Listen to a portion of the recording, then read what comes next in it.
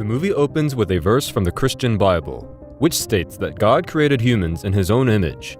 He deemed His creation very good, marking the completion of the sixth day in which God created the human race. The movie then takes this divine narrative and spins it on its head. Instead of God, humans begin to replicate life via cloning. Initially, scientists were only able to clone animals, but when they tried to duplicate humans, their experiment met with failure. However, they didn't stop there. Technological advancements soon made human cloning a reality. This groundbreaking development sparked widespread protests, leading the government to enact the Sixth Day Law.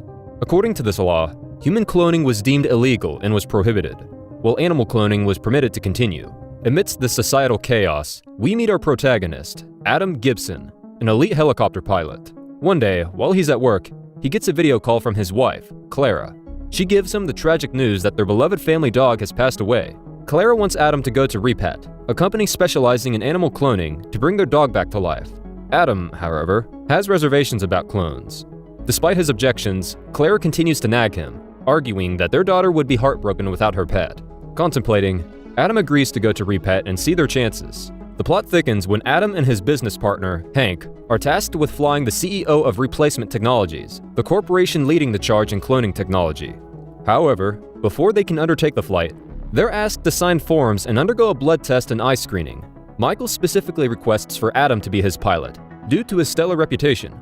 However, Hank, eager to prove himself, decides to seize the opportunity. He convinces Adam to let him impersonate him and fly Drucker, while Adam goes to Repet to ask about the possibility of their dead dog cloning. Soon after, Hank introduces himself as Adam to Michael, and the two embark on their helicopter journey. Unbeknownst to them, trouble awaits atop the snowy landing site. A cloning opponent, driven by their conviction that cloning is immoral, shoots their helicopter.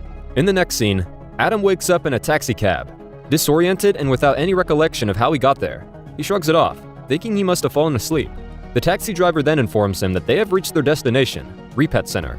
However, upon arriving, the salesperson shocks him by stating that Adam had already visited the center earlier. Feeling even more confused, Adam decides to purchase a sim doll, a human-like toy that his daughter had been persistently asking for, instead of cloning the dog. The adventure of his peculiar and complex life has only just begun as he heads back home. Upon reaching his home, Adam is stunned to see his previously deceased dog in the yard, alive and well. He assumes that his wife must have already proceeded with the cloning. As he steps into the yard, the sound of joyful "Happy Birthday" chants greet him, leaving him completely confused. Adam is sure it's his birthday, but he can't figure out why his family would be celebrating it without him. Curiosity piqued, he peeks inside the house and is met with the shock of his life. The people inside, including his wife and daughter, are cheerfully celebrating the birthday of a man who bears a perfect resemblance to him. The fact that they are addressing this stranger as Adam sends a chill down his spine. He also notices the sim doll, the toy his daughter had been persistently asking for, cuddled comfortably among the family processions. Suddenly, everything clicks into place. Adam realizes he has been cloned by the Replacement Technologies Corporation, the same people who took his blood and urine samples earlier. Just as Adam is about to confront his family and the imposter, two figures approach, Vincent and Talia, agents from the Replacement Technologies Corporation. They inform him that they have breached the Sixth Day Law by creating a human clone and insist that he come with them. Adam, however, is not about to submit to them. As he attempts to rush into his house, Talia neutralizes him with an electric shock, rendering him unconscious, and they proceed to drag him towards their car. But the situation takes a sudden turn when Adam regains consciousness. Desperate, he tries to escape by fleeing in his car. Talia, however, jumps into the vehicle and threatens him with a gun. In a swift move, Adam manages to snatch the weapon from her. Cornered, she confesses that his clone got home before him and has taken over his life, and the clone is completely clueless to Adam's existence. As they speak, more agents from the corporation pursue them, opening fire on their vehicle. A bullet fired at Adam misses its mark, accidentally killing Talia. Another agent, Wiley, tries to intercept Adam but ends up being run over by the car. Adam successfully manages to elude his pursuers. Hoping to find help and expose the truth, Adam rushes to the police station and spills out his incredible tale. However, his story seems too fictional for the police to believe. Instead of offering assistance, they confine him inside a room, leaving him to contemplate his next move in a strange and terrifying tale that has become his life. The plot unfolds further as we're introduced to Dr. Griffin, the brilliant head scientist behind the human cloning process. After the unfortunate demise of Wiley and Talia, two agents who had a run-in with Adam, their bodies are brought to Dr. Griffin to be resurrected through cloning. Replacement Technologies, the corporation they work for, needs them back in action. Dr. Griffin embarks on the intricate process of cloning. He retrieves a preserved body and meticulously morphs it to resemble Talia. Adding the final touch, he infuses the clone with Talia's DNA, along with her memories and emotions. The same process is repeated for Wiley, and soon enough, both agents are back on their feet, ready to fulfill their duties. Meanwhile, Adam is still confined within the walls of the police station, where he peeks through the window and sees Vincent, the agent from the corporation who had previously tried to abduct him.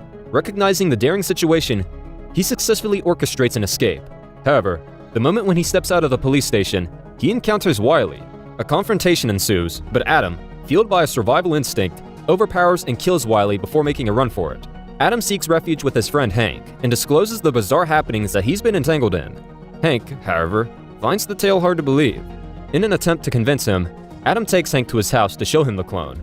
Hank is taken aback at the sight, and both men retreat to Hank's home to discuss the situation further. Just as they're deep in conversation, the anti-cloning fundamentalist who shot Hank and Michael on the snowy mountaintop appears. Without a moment's delay, he kills Hank.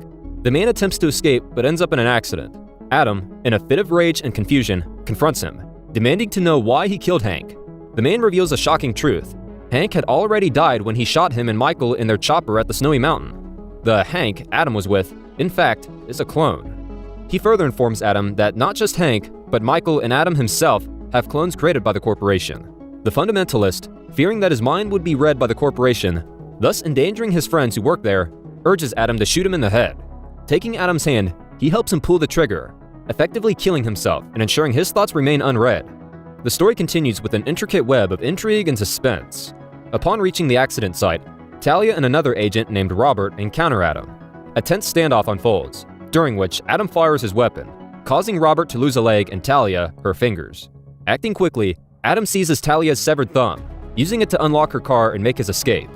Adam's next destination is the corporation which belongs to Michael. Using Talia's thumb, he gains access to the building, where he crosses paths with Dr. Griffin, the scientist behind the cloning technology. Holding Griffin at gunpoint, Adam demands an explanation. Trembling under the threat of the weapon, Dr. Griffin spills the truth. He reveals that the routine checks and scans Adam underwent before his flight with Michael were actually procedures to record his mind's data.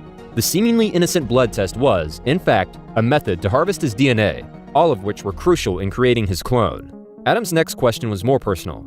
Why was his clone created while he was still alive? Dr. Griffin hands him a video clip which will expose Michael's intricate and evil plans. However, word reaches Michael's people that Adam is in the building. A search is initiated, but Adam manages to slip away before they can apprehend him. In a chilling twist, Michael abducts Adam's wife, Clara, and their daughter. Faced with this terrifying development, Adam rushes home to meet his clone, who is also deeply concerned for his family and on the verge of contacting the police. Adam convinces his clone of their shared identity and their mutual mission to rescue their family. He then contacts Michael, promising to return the exposing videotape he'd taken from Dr. Griffin. Enraged by Griffin's betrayal, Michael kills the scientist. He doesn't care about losing his brainy scientist, as a clone of him can be created whenever required. Adam then strategizes his next move. He pilots his helicopter to Michael's building, informing the security that Michael requested the vehicle. When the guards relay this to Michael, he denies any such request, leading them to deduce that Adam must be on the premises. As they scramble to locate him through the security cameras, Adam starts disabling them. Despite his efforts, the security manages to apprehend him. Brought before Michael, Adam is asked about the videotape. He responds that he handed it over to his clone, who will take it to court if his family isn't released immediately. He warns them of the severe consequences of their actions, the potential for their unlawful activities, specifically their violation of the sixth-day law, to land them all in prison. Michael, responding to Adam's threat, reveals a shocking twist. He asserts that the individual carrying the videotape isn't his clone, but the real Adam, implying that Adam standing before him is the duplicate. Michael directs Talia to enlighten Adam on the number of times her clone has been created as he instructs her to reveal the marks on her lower eyelids to Adam. 4 dots, indicating the number of times she had been cloned. When Adam checks his own eyelids, he finds 1 dot, solidifying Michael's claim that he is the clone. Under Michael's watchful gaze, his security personnel drag Adam to a machine designed to extract and record memories. They proceed to delve into his mind, hoping to ascertain the location of the real Adam. However, Michael is taken aback when he discovers that they have been fooled. The real Adam had arrived at the building alongside the clone in the same helicopter. However, the clone had intentionally avoided looking at the real Adam, ensuring his image wasn't captured in the clone's memory. Realizing the well-crafted plan, Michael orders his security to search the building for Adam, understanding now that the clone was captured deliberately to buy the real Adam time to locate his family. Meanwhile, the real Adam is already on the move, setting a bomb in an oxygen cylinder as a diversion. He succeeds in locating his wife and daughter and promptly transports them to safety via a helicopter. Despite securing his family, the real Adam doesn't retreat just yet. He returns to the building to save his clone. In the midst of this chaos, the clone engages Michael in combat. As Michael's security tries to neutralize the clone, a stray bullet strikes Michael instead, leaving him severely wounded. In his desperate state, Michael commands his security to record his memory, expressing his desire to have his clone created as he faces the brink of death. Meanwhile, the clone seeks refuge inside a tank filled with bodies intended for cloning. Talia notices his hiding place and attempts to shoot him. In her efforts, she shatters the tank's outer glass, causing the chemicals preserving the bodies to flood out. Amidst this turmoil, Adam seizes his opportunity and eliminates Talia. In the midst of the chaos, Michael begins the process of transferring his consciousness into his new clone. After a few moments, the underdeveloped clone stirs to life. He sits up and starts to undress the dying Michael, preparing to assume his identity. Just then, Adam's clone breaches the room. He initiates a destructive rampage through the lab, leaving Michael and his fresh clone in disarray. Then, he relocates where the bomb has been planted. Igniting the thread to the explosive, he heads for the rooftop, where the real Adam is approaching in a helicopter for the rescue mission. However, before they can escape, Michael's clone opens fire, wounding Adam's clone in the leg. Determined to save his duplicate, the real Adam steps out of the helicopter, only to come face to face with Michael's clone. With a swift maneuver, Adam manipulates the helicopter's remote control, directing it towards the enemy clone. In a desperate scramble for survival, Michael's clone makes a rash decision. He throws himself off the edge of the building, attempting to land on the next floor down. His heart races as he leaps towards the glassy surface of the building's lower level. The moment his body connects with the floor, it proves to be too much for the fragile glass. The surface fractures under the sudden impact, creating a spider web of cracks that quickly spread. Without a second's delay, the compromised glass gives way entirely and Michael's clone collapses to the ground. The resulting fall proves to be too much for him, ultimately leading to his death. Recognizing the imminent danger of the bomb's explosion, both Adams secure themselves to the helicopter and quickly retreats. The bomb detonates, reducing the entire building to rubble. As the dust settles, the two Adams find themselves safe and together. Adam takes the initiative to secure a safe, undisclosed location for his clone, far away from the prying eyes of the world. The movie transmits a potent message about the ethical and moral implications of cloning, posing the question, just because we have the ability to do something, does it mean we should?